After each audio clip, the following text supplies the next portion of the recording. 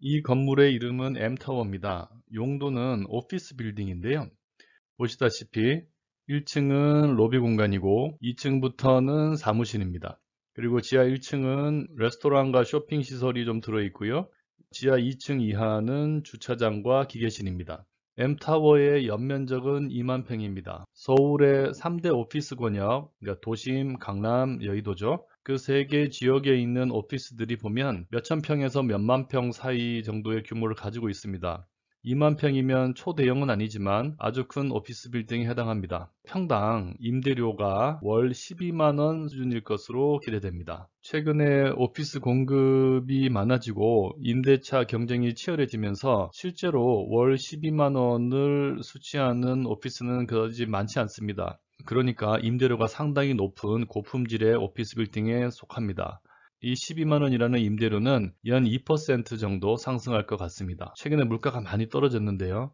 평균적인 물가 상승률 정도 수준이라고 볼 수 있겠네요. 그리고 오피스 빌딩을 하나 가지고 있으면 오피스 임차인이 내는 임대료 외에 주차 수입이라든지 광고 수익이라든지 다른 수익들도 좀 발생을 합니다. 이 M타워는 그런 기타 수익이 임대 수익의 5% 정도 발생한다고 가정을 하겠습니다. 이런 것들이 전체 M타워의 수익을 구성하는 항목들인데요. 그래서 얘들만 갖고 있으면 PGI를 구할 수 있습니다. PGI로부터 EGI를 계산하려면 공실대손이 어느 정도 되는지를 알아야죠. 보통은 공실대손은 그 비용을 따로 추정하지 않고 PGI의 몇 퍼센트 정도는 베이컨시나 로스가 생긴다 이렇게 가정을 합니다. 그게 5%라고 하죠. 이 M타워의 EGI는 PGI의 95%가 되는 겁니다. 그리고 이 EGI로부터 NOI를 구하려면 여러 가지 비용 조건을 알아야 됩니다. 그 비용에는 크게 재산세, 보험료, 관리비용 세 가지가 있다고 이미 설명을 했습니다.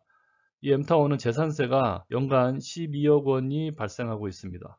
그리고 보험료는 연간 2천만 원을 내고 있습니다. 그리고 나머지 관리비용은 물론 고정비용도 있지만 보통은 EGI의 일정한 비율 정도 됩니다. 그것을 30%라고 보겠습니다. 그리고 이런 비용들이 연 2% 임대료와 마찬가지로 증가하는 걸로 가정을 하겠습니다. 이런 조건들은 운영을 하고 있는 건물이라면 과거 데이터를 통해서 추정할 수도 있고요. 새로 지어지는 건물이라면 주변의 시장 여건을 고려해서 이 수치들을 가정을 해내야 됩니다. 하나하나 수치를 찾아내는 게 쉬운 일이 아니죠. 상당한 전문성이 필요한 작업이라고 볼 수 있습니다. 그리고 이 보유 기간이 끝나고 나면 이제 건물을 매각해야죠. 그래서 매각 수익이 얼마인지까지 추정을 해야 가치 평가를 할 수 있습니다. 매각 수익은 뒤에서 설명을 할 건데요. 필요한 과정 중에 하나는 그렇게 팔았으면 매각에 따른 부대 비용은 수수료가 대부분입니다. 매각 부대 비용이 얼마냐면 매각 금액의 1% 정도 소요되는 것으로 가정하겠습니다. 그리고 가치평가에 꼭 필요한 이 자본환원율. 자본환원율은 M타워 정도 수준이 되는 비슷한 건물들의 거래 사례를 가지고 조사를 하는 겁니다. 그래서 거래된 가격이 얼마인지, 그 건물의 NOI가 얼마였는지 이 두 가지를 조사를 해서 이 가격으로 NOI를 나누면 캡레이트이 나오는 거죠. 그렇게 조사한 캡레이트이 한 4.5% 수준이 되고 이게 큰 변동 없이 스테이블하게 유지될 걸로 예상이 된다고 합시다. 이게 M타워의 기본적인 조건이에요. 이거 가지고 현금 흐름과 할인율을 한번 추정을 해보겠습니다. 먼저 PGI를 구해야죠. PGI는 임대 수익과 기타 수익 두 가지로 구성이 됩니다. 임대 수익은 월 임대료 곱하기 12 한 다음에 거기다가 몇 평인지 면적까지 곱하면 기대할 수 있는 임대 수익 전체 금액이 나옵니다. 그리고 여기다가 5%를 곱하면 기타 수익이 산출이 되죠. 이 둘을 합하면 PGI가 됩니다. PGI를 구할 때 몇 년 뒤까지 구할 거냐 하는 것은 이 건물을 어느 정도 보유할 건지에 따라서 정하면 됩니다. 본문에서는 우리가 3년간 보유하다가 매각하는 것을 전제로 가치평가 사례를 한번 봤는데요. M타워에 대해서는 우리가 5년을 보유한다고 합시다. 단 보유기간을 5년으로 잡을 거면 NOI는 6년 차까지 구해야 됩니다. 그러면 여기서 다시 공실대손율 5%를 차감하면 EGI가 나옵니다. 그 EGI에서 재산세 보험료는 우리가 정액으로 얘기했었고요. 관리비용은 EGI의 30%를 적용해서 계산을 했죠. 여기까지 빼면 NOI가 나옵니다. 그 뒤로 이어지는 매년의 변동은 우리가 가정한 증가율들을 적용해서 계산하면 됩니다. 그렇게 하면 6년간의 NOI가 다 이제 계산이 되죠. 그리고 우리가 처분 시점에 이것이 얼마에 팔릴 거냐 하는 매각 금액을 구할 때 이 6년차 NOI가 필요한 겁니다. 현재 시점의 가치를 구하는 데 있어서는 초년도 NOI를 CAM 레이스로 나누는 겁니다. 그래서 한기 뒤에 현금 흐름이 필요한 거죠. NOI를 앞에서 가정한 자본 환원율 4.5%로 나누면 이 값이 나옵니다. 그리고 여기서 매각 수수료 비율대로 빼고 나면 매각 수익이 나오죠. 그렇게 해서 이 NOI와 매각 수익 두 주를 합산하면 우리가 가치평가를 위해 필요한 5년 동안의 현금 흐름이 산출이 되는 겁니다. 자, 이제 현금 흐름을 구했으니까 현재 가치를 구하기 위해서는 할인율을 구해야 됩니다. 할인율은 앞에서 설명했듯이 자본 환원율 C에다가 NOI 기대 증가율 G를 더해서 구합니다. 이때 이 C는 시장에서 조사를 통해서 관찰하는 거고요. G는 내가 추정한 NOI 갖고 바로 계산을 하면 됩니다. 먼저 G부터 한번 보죠. 우리 NOI 기대 증가율을 얼마로 볼 것이냐 했을 때 추정한 5년간의 NOI 평균 증가율로 계산을 하면 됩니다.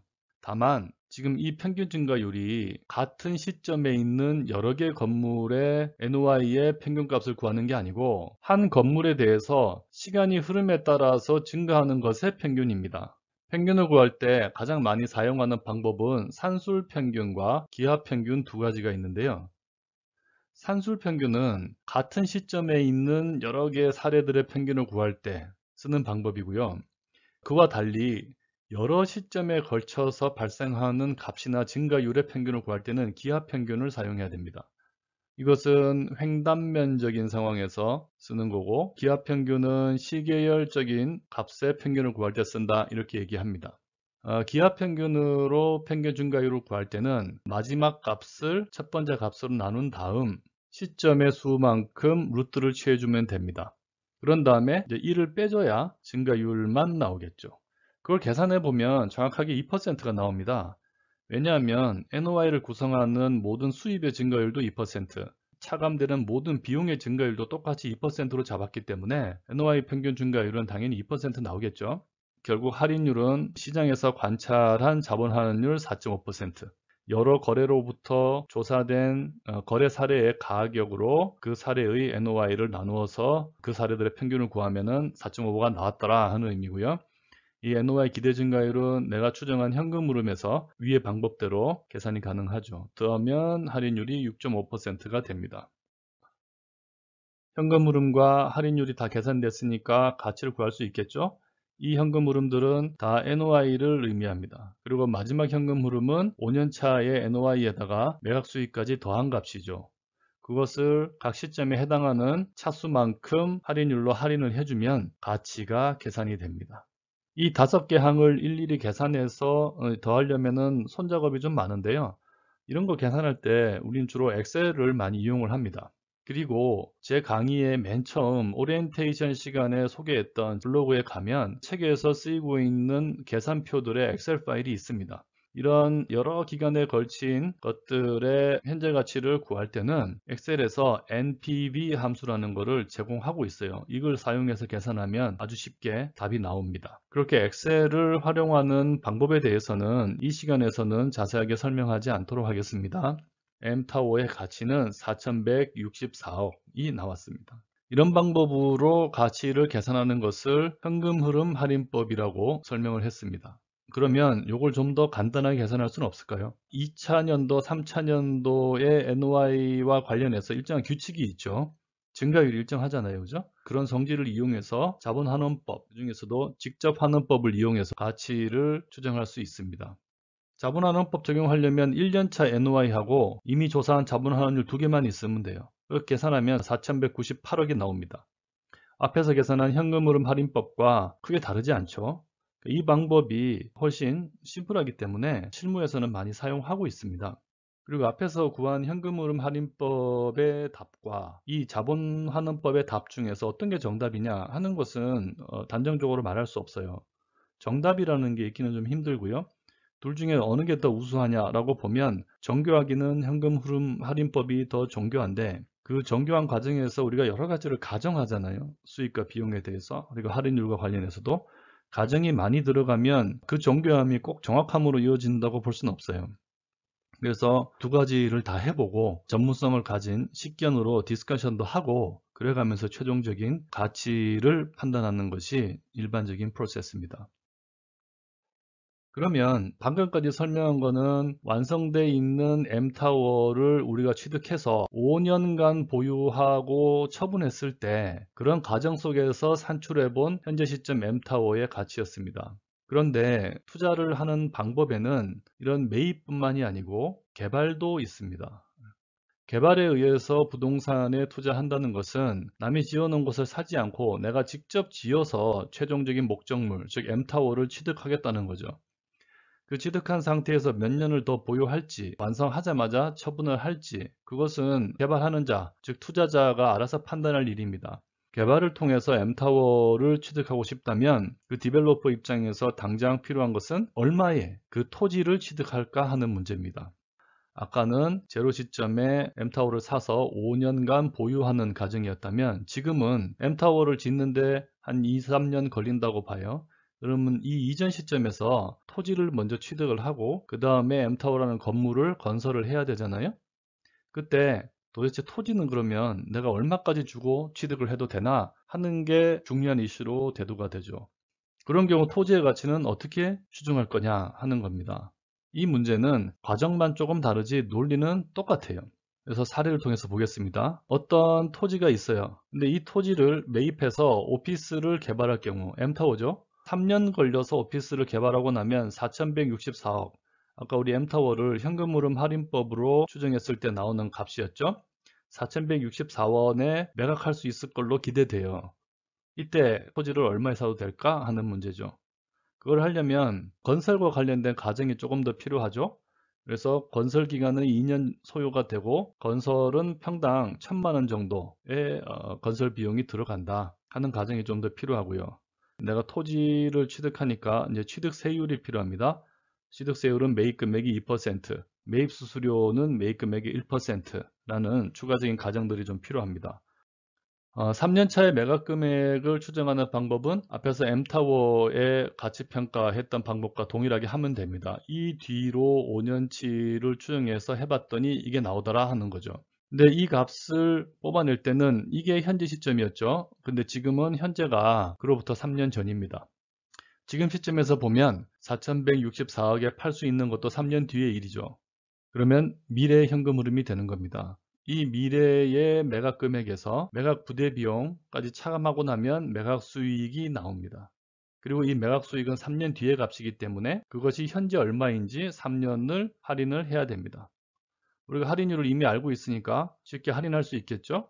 이것을 1 플러스 i의 3승으로 나눠주면 됩니다. 3년 뒤에 내가 벌어들일 수 있는 돈이 현재 가치를 구했어요. 두 번째는 그 토지 위에 건물을 짓는 비용을 생각해야 돼요.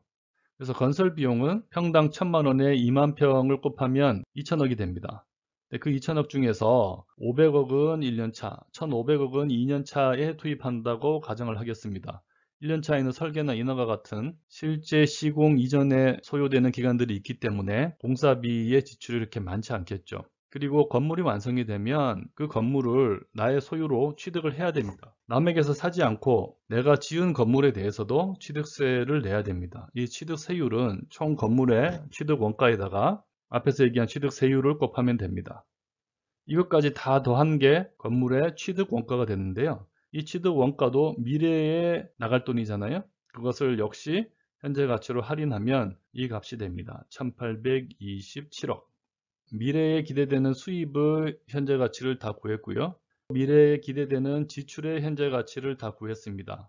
그래서 여기서 이걸 빼주면 토지를 취득하는데 얼마까지 내가 쓸 수 있는지 그 최대 금액이 나오는 거죠. 이거보다 더 많은 돈을 투입해서 토지를 취득하면 건설비까지 지출하고 나면 내가 팔아서 벌 수 있는 돈을 초과하게 됩니다. 이게 상한인 거죠. 근데 이 1,585억을 전부 토지의 매도자에게 지불할 수는 없습니다.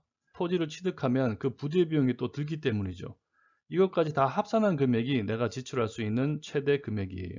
이 취득세와 수수료는 앞에서 얘기했던 취득세율과 또 매입 수수료율을 통해서 계산할 수 있습니다. 이것까지 다 빼고 남은 돈 1,539억 이것이 토지 매도자에게 지불할 수 있는 토지 가치입니다. 한 가지 유념할 것은 이 두 개 금액이 토지 취득 원가로부터 도출되는 게 아니고 매매 가격에서부터 도출된다는 사실입니다. 토지 취득세는 토지 가치의 2%, 매입 수수료는 토지 가치의 1%라고 했는데요. 토지 가치를 구하기 위해서는 토지 취득 원가를 1 더하기 3%로 나누어줘야 합니다.